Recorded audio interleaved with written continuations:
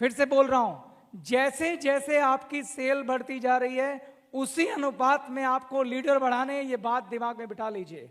अगर ऐसा होगा, आप खुद सोच के देखिए, कभी नहीं होगा कि आपकी सेल नीचे आ जाए, कभी नहीं होगा आपका चेक नीचे आ जाए, वो सिर्फ ऊपर ऊपर ऊपर और ऊपर जाएगा।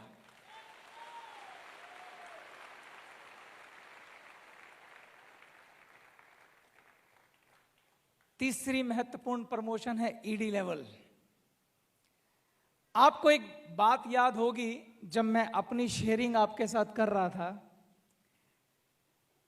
मैंने कहा कि मुझे अपनी गलतियों को ढूंढना था कि मेरा नेटवर्क कोलैप्स क्यों हुआ। बताएंगे मैंने कैसे ढूंढा, कैसे मैंने पता लगाया कि मेरी क्या गलतियां हैं? मैं बता चुका हूं आपको। क्या किया था मैंने?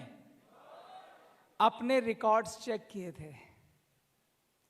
अगर मैंने रिकॉर्ड्स नहीं बनाए होते, अगर मैं रजिस्टर में नहीं लिखता होता, अगर मैंने जानकारियां नहीं लिखी होती, तो मैं कभी उस कंक्लूजन पे नहीं पहुंच पाता कि आखिर गलती हुई कहां।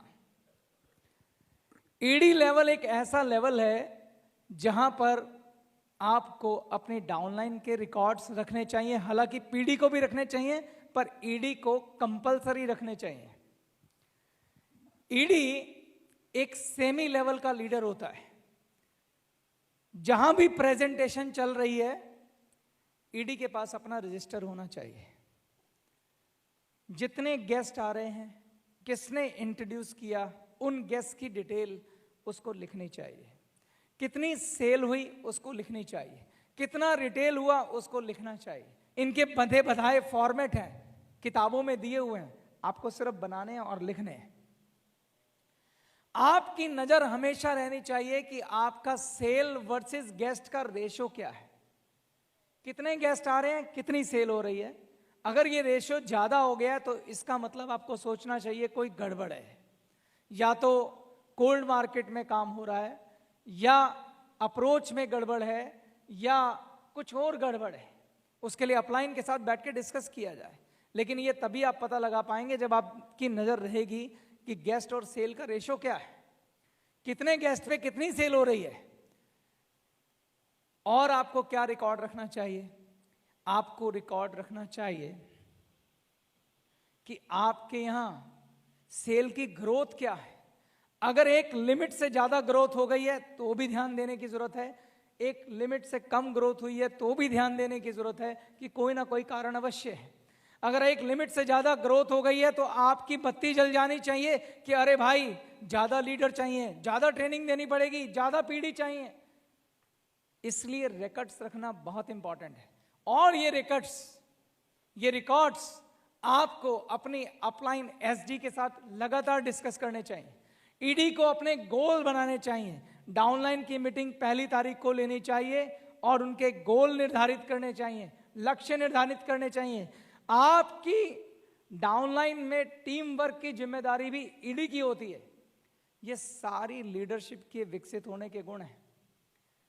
एक ईडी लेवल पर अपनी डाउनलाइन को साथ लेके कैसे चला जाता है, ये एक लीडर सीखता है।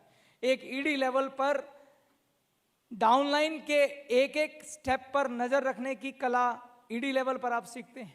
ईडी लेवल पर आप रिपोर्ट्स निकालना सीखते हैं। ईडी लेवल पर आप एनालिस्ट बन जाते हैं। ईडी लेवल पर आप बीमारियां पकड़ना सीख जाते हैं। ईडी लेवल पर आप अपनी बीमारियों का इलाज अपने डाउनलाइन को बताते हैं। ईडी लेवल पर आप लीडरशिप के सेमी लेवल पे पहुंचते हैं। अगर ईडी लेवल पर आप जो जो करना होता है करेंगे तो धीरे धीरे आप महान लीडर की तरफ अपने आप बढ़ते जाएंगे।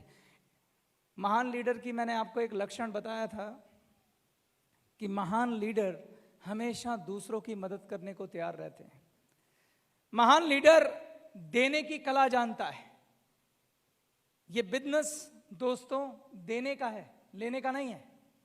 जब जब इस बिजनेस में आप लेने की सोचेंगे, ये आपको कुछ नहीं देगा। इस बिजनेस की एक कमाल की क्वालिटी है।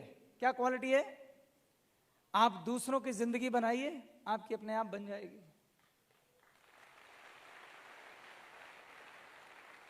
तो महान लीडर हमेशा अपनी डाउनलाइन के प्रमोशन की बात करते हैं, they never talk about their own promotion. वो कभी अपने प्रमोशन की बात नहीं करते। प्रमोशन अपना ना होता हो ना हो, लेकिन वो डाउनलाइन के प्रमोशन के लिए जान लड़ा देते हैं। ईडी लेवल पर ये सीखने की आवश्यकता है। वो गोल बनाते हैं तो ये नहीं कहते कि मुझे एसडी बनना है, वो ये कहते हैं कि मेरे नीचे जितने पीडी हैं इनको ईडी बनाना है। वो जब गोल बनाते हैं तो अपना गोल नहीं बनाते, अपनी डाउनलाइन के लिए गोल बनाते हैं। ऐसा लीडर आपको तैयार करना चाहिए, ऐसा माहौल आपको तैयार करना चाहिए। एसडी लेवल पर जब आप पहुंचते हैं तो आप मास प्रेजेंटेशन कंडक्ट करते हैं। 2-4 एसडी मिलकर मास प्रेजेंटेशन कंडक्ट करते हैं, वहाँ पे शेयरिंग करते हैं, पूरा का पूरा फंक्शन ऑर्गेनाइज करते हैं। यहाँ पर ये लीडरशिप का अगला गुण आपके अंदर आता है कि ऐसे फंक्शन को ऑर्गेनाइज कैसे किया जाता है, किस प्रकार की समस्याएं आती हैं, किन लोगों से मिलना होता है इतने बड़े फंक्शन को ऑर्गेनाइज करने के लिए। इससे आपके अंदर मैनेजमेंट की फीलिंग आती है, कॉन्फिडेंस आता है, आप एक अच्छे वक्ता बनते हैं, आप अच्छे बोलने वाले बनते हैं, क्योंकि इतनी सारी पब्लिक को आप एक साथ फेस करने लग गए हैं। मैंने आपसे बोला कि अगर एक व्यक्ति जो कभी स्टेज पे चढ़ा नहीं और उसको मैं बोलूं कि यहां पर आके भाषण दो, लाते कांप जाएंगे। अगर मैं आपको लगता है कि थोड़ा सा भी अच्छा बोल पा रहा हूं तो मैं आपको ईमानदारी से एक बात कहता हूं। यहाँ पे कुछ लोग जैसे मेरा दोस्त संजीव छिब्बर इस बात को अच्छे से जानता है, क्योंकि वो उस बात का गवाह है कि जब मैं पहली बार शेयरिंग करने चढ़ा था तो मेरी जबान लड़खड़ा गई थी, मैं अपना नाम ठीक से बोल नहीं पाया था। मैं कोई बॉर्न लीडर नहीं हूं, मैं कोई बॉर्न वक्ता नहीं हूं, मैं कोई पैदाशी वक्ता नहीं हूं। मुझे इसी भूमि ने वक्ता बनाया है और आपको भी बनाएगी, मेरी गारंटी आपसे।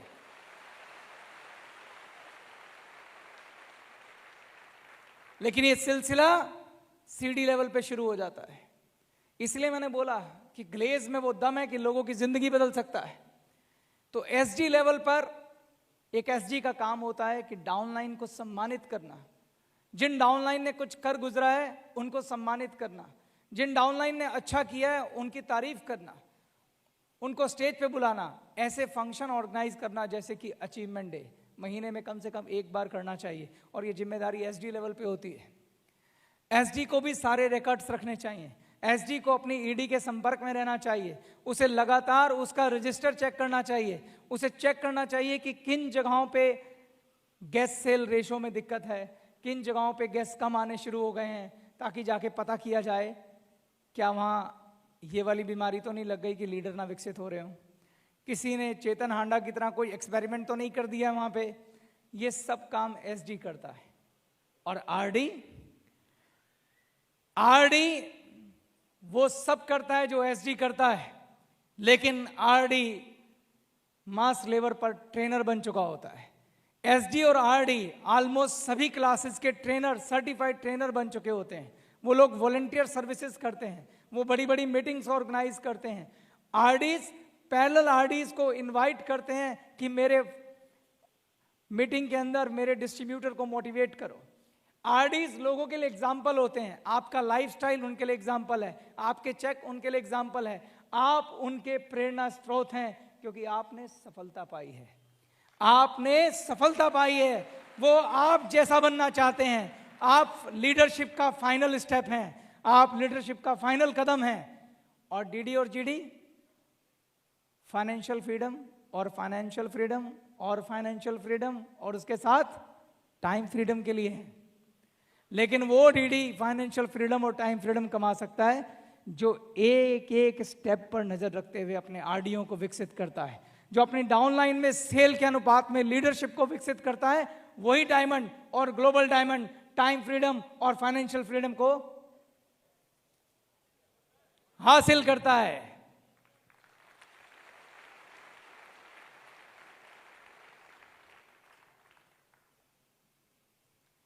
दोस्तों,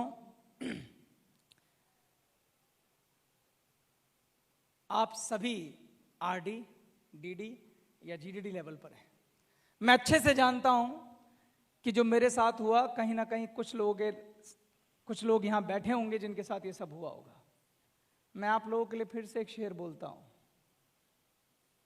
गिरते हैं शेर सवार ही मैदान जंग में, गिरते हैं शेर सवार ही, एक बार फिर से, गिरते हैं शेर सवार ही, वो तिफल क्या जो घुटनों के बल चले। दोबारा उठिए, खड़े हो जाइए, अपनी गलतियों को स्वीकार कीजिए। कोई बुराई नहीं है, मैं भी कर रहा हूं यहां से, आप भी कीजिए। क्योंकि जब जब आप अपनी गलतियों को स्वीकार करेंगे तो सुधार की संभावनाएं बढ़ेंगी। सुधार की संभावनाएं जब बढ़ती हैं तो सफलता की संभावनाएं बढ़ती हैं। और जरूरी अहम नहीं है, जरूरी सफलता है। अहम से कुछ नहीं होता, सफलता से सपने पूरे होते हैं। तो अपने सपनों का आह्वान कीजिए, उठिए और एक ऐसी ग्लेस का निर्माण कीजिए, एक ऐसी ग्लेस कंपनी बनाइए जो पूरे वर्ल्ड में, हर देश में अपना परचम लहराए।